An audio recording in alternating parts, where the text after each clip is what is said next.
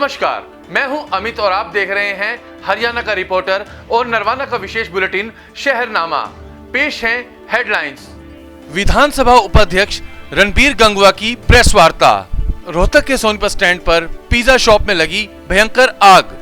सोनीपत के रोहना गांव में 6 पशुओं की दीवार गिरने से मौत। रोहतक में दीपावली की रात सोनीपत स्टैंड पर एक पिज्जा शॉप में आग लग गई, जिसमें 10 लाख रुपए तक का सामान जलकर राख हो गया। हालांकि फायर ब्रिगेड मौके पर पहुंच गई और आग पर काबू पाया जा सका। रोहतक में सोनीपत स्टैंड स्थित पिज्जा बीन में दीपावली की रात करीब 10 बजे आग लग गई। आग लगने का कारण डीप फ्रिज में शॉर्ट सर्किट होना बताया जा रहा है। आग लगने से पिज्जा बीन के मालिक कृष्ण छारिया को करीब 10 लाख रुपए का नुकसान हुआ है। आग लगने से 2 deep fridge, 3 AC, 1 LED, 2 pizza machine, 1 पेंस फ्राइव, दुकान की सारी वायर और फ्रिज के अंदर और ऊपर रखा सारा सामान जलकर राख हो गया। पिज्जा बीन के मालिक कृष्ण छारिया ने बताया कि पड़ोसी रौनक ने दुकान में धुआं निकलता देखा। उसने तुरंत फायर ब्रिगेड को फोन कर इसकी सूचना दी। उन्होंने बताया कि वे जब दुकान पर आए तो फायर ब्रिगेड की गाड़ी ने आग बुझा दी थी। इस संबंध में पुलिस को सूचना दे दी गई है। कृष्ण छारिया के अनुसार आग लगने से उसे करीब 10 लाख रुपए का नुकसान हुआ। आग लगी है, कैसे लगी और क्या नुकसान हुआ? ये शॉर्ट सर्किटिंग उससे लगी है। फ्रिज चल रही है रात को, दोनों तो शॉर्ट सर्किटिंग उससे। अच्छा, तो कितना नुकसान हो गया? क्या क्या नुकसान हुआ? इसमें 2 तो फ्रिज, डीप फ्रिज है, अच्छा। 2 उनकी मशीन है, एसी है, एलईडी है, एसी भी 3 एसी जल गए। 3 एसी जल। और ये ऊपर की सारी फॉल सीलिंग, अच्छा, जो कुछ इलेक्ट्रिक सामान था वो सब कुछ जल अंदर। उसके अंदर सामान भी था, किसमें? डीप फ्रिज के अंदर डीप सामान फ्रिज था। डीप फ्रिज वैसे भी बाहर सामान रखा था, वो सारा सामान रखा था। पुलिस कंप्लेंट करा दी क्या? पुलिस रिपोर्ट करवाने जा रहे हैं, करवा दी। अभी करवाओगे? अभी नहीं जा रहे हैं, जा रहे हैं करवा पुलिस दी। कंप्लेंट। फायर ब्रिगेड आई थी, उसकी भी रिपोर्ट है। अच्छा, फायर ब्रिगेड आए थे। जब तक हम आए, किस टाइम में लगी है आग? ये 10 बजे करीब आए थे हम, 10:30 रात को? हाँ, रात को। अच्छा, कल दिवाली पे? हाँ, दिवाली पे। अच्छा, तो पड़ोस वाले ने वो कही, जब तक हम आए जब तक फायर ब्रिगेड लगी हुई थी। जब पड़ोस वाले ने बताई थी पड़ोस फोन वाले करके? ने किया था फायर ब्रिगेड। क्या नाम था उसका? उसका रौनक नाम था। रौनक। उन्होंने फायर ब्रिगेड बुलाई थी, उन्होंने बुझवाई। जब तक हम आए जब तक बुझा दी थी। अच्छा, फायर ब्रिगेड ने बुझा दी थी। हाँ। आज नरवाना पुलिस ने चेकिंग अभियान चलाया, जिसमें पुलिस ने बिना मास्क, बिना कागजात व बिना हेलमेट के वाहन चालकों के चालान किए।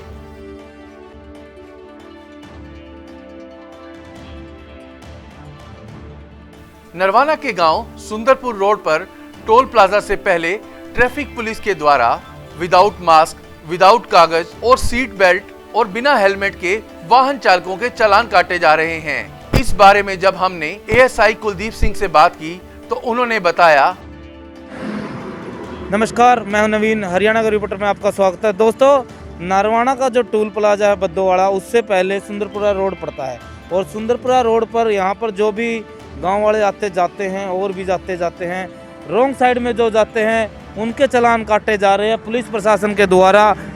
ट्रैफिक पुलिस है और एएसआई कुलदीप सिंह जी है ट्रैफिक पुलिस के, उनसे बात करेंगे कितने चालान कटे। एमयूएक्ट के 10 चालान काटे। अच्छा जी। मास्क के 12।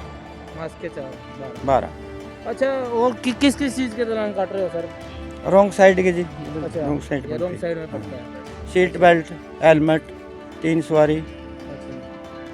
अच्छा, काफी बार देखा गया सर आप इसी रास्ते पर बैठते हो, क्या कारण है, यहाँ पर क्यों बैठते हो सर? अफसरों के आदेश से बैठते हैं। अफसरों के आदेश पे। अच्छा, और कहीं ड्यूटी नहीं लगती आपकी? और भी करते हैं जी। अच्छा। पुल के नीचे करते हैं, शहर में करते हैं। अच्छा, जहाँ आदेश होते हैं वहीं करते हैं? वहीं करते हैं। ठीक। कल हुई भयंकर बारिश और ओलावृष्टि के कारण सोनीपत के रोहना गांव में एक डायरी की दीवार गिर गई, जिससे 6 भैंसों की मृत्यु हो गई और 2 लोग गंभीर रूप से घायल हो गए। कल सोनीपत के रोहना गांव में एक बड़ा हादसा हो गया।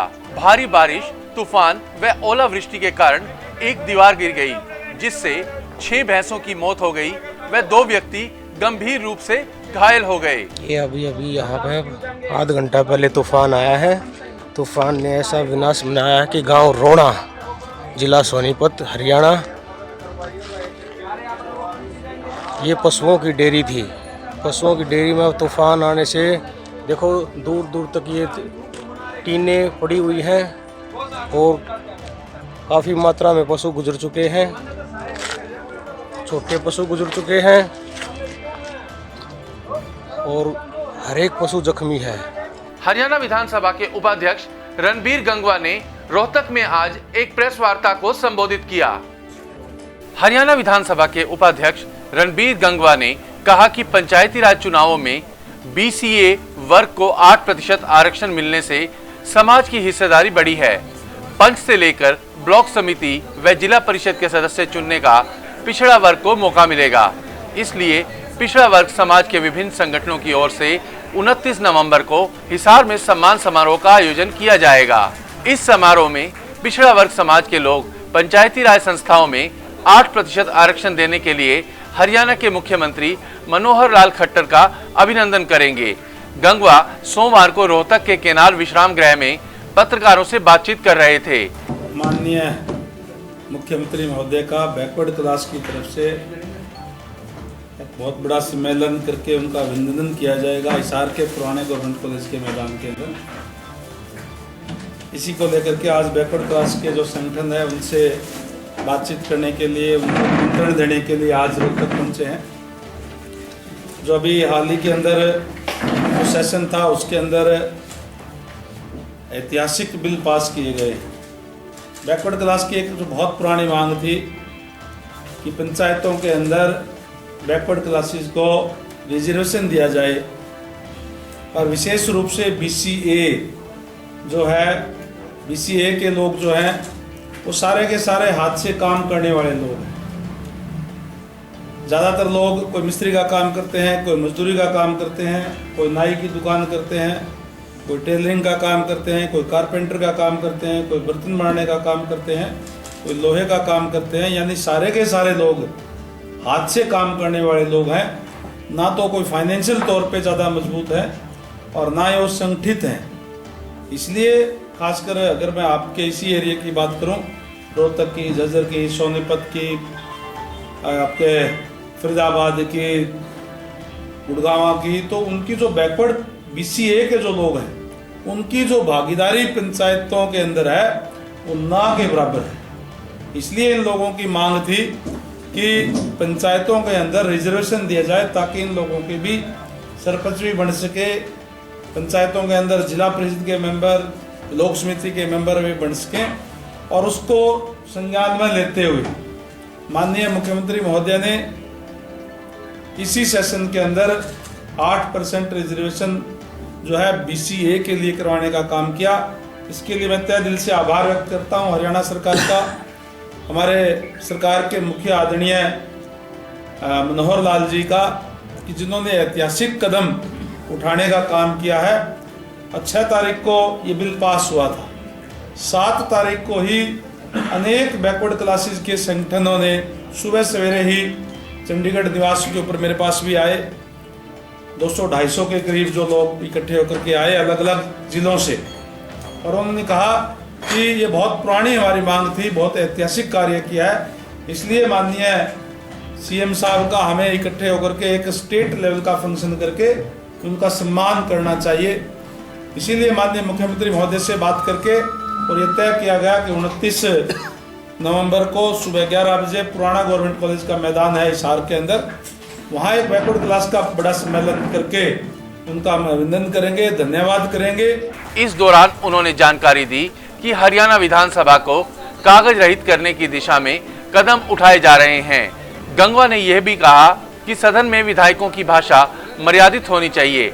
विधायक को जनता चुनकर भेजती है, इसलिए विधायक को जनता के सामने उदाहरण पेश करना चाहिए। सदन में मर्यादित आचरण ना होने, विधायकों को भाषा सिखाने के लिए ऐसे किसी पोस्ट के लिए विधानसभा विचार कर रही?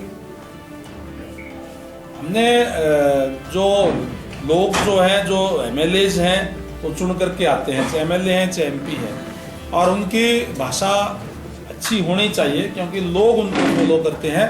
इसलिए हमने 2 दिन का प्रशिक्षण शिविर भी पहले जो है शुरू में लगाया था, ताकि किस तरीके से कब कौन सी बात उठानी है वो भी हो और किस तरीके से सेशन चलना चाहिए। हमने मिल करके एक उदाहरण प्रस्तुत करना चाहिए जनता के आगे कि अब जो आपने चुन करके भेजा वो हम सारे बैठ करके काम करते हैं, कोई भी हमारी भाषा इस टाइप की नहीं होती। इसलिए हमने समय समय पर प्रशिक्षण शिविर भी लगाते हैं। 2 दिन का प्रशिक्षण शिविर हमने पहले भी पंचकुला के अंदर जो है लगाने का काम किया था। तो विपक्ष का आरोप रहता है कि सदन में उन्हें बोलने के लिए समय नहीं दिया, सरकार का इशारा रहता है। मेरे ख्याल से प्रेस के माध्यम से भी सारे तमाम लोगों के पास गया, आपके पास भी बात आई है। इस बार जो सेशन था उसके अंदर जो विपक्ष के लोग हैं, जो विशेषकर जो कांग्रेस के लोग, जो कृषि अध्यादेश जो 3 आए थे, अभी जो बिल बन गए हैं, उनके ऊपर बहुत इन्होंने भ्रमित करने का प्रयास लोगों को किया और उन्होंने कहा कि ये गलत है। माननीय मुख्यमंत्री महोदय इसके ऊपर धन्यवाद प्रस्ताव लेकर के आए कि तीनों बिल जो है वो किसानों के हक के अंदर है और इसलिए हम धन्यवाद प्रस्ताव सेंटर को हम भेजते हैं, सेंटर सरकार को। और उनको कहा था कि आप खुल करके इस पर चर्चा करिए, हम पहले विपक्ष को मौका देंगे और जितना बोलोगे इतना मौका देंगे, चाहे हमें सारी रात ये जो सेशन चलाना पड़े। लेकिन क्योंकि उनके पास बोलने के लिए कुछ था ही नहीं, इसलिए वो उस सदन से उन्होंने वो भाग खड़े हुए और हमने पूरा उनको मौका देने का जो है प्रयास किया था।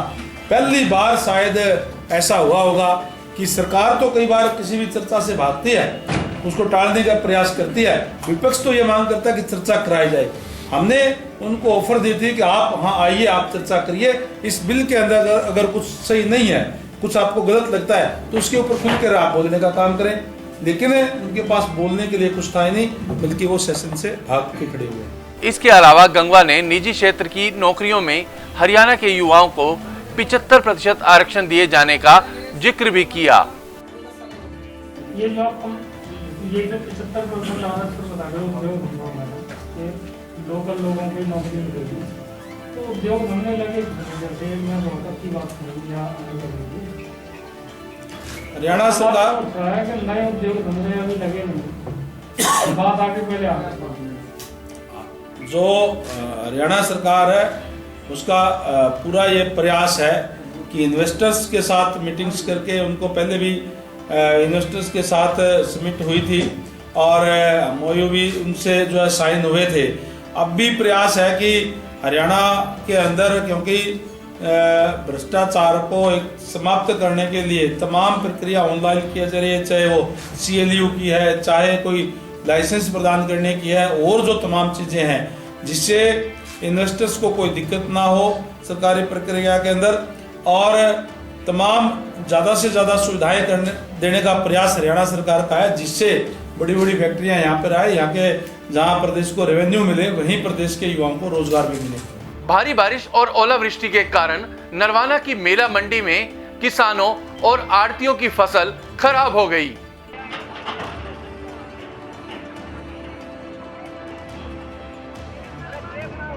कल नरवाना में हुई भारी बारिश की वजह से मेला मंडी में रखी हजारों फसल की बोरियां खराब हो गई, जिससे किसानों व आड़तियों को भारी नुकसान का सामना करना पड़ रहा है।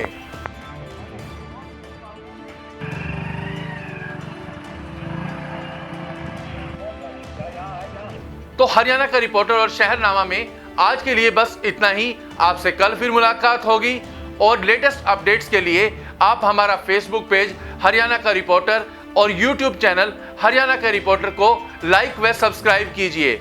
धन्यवाद।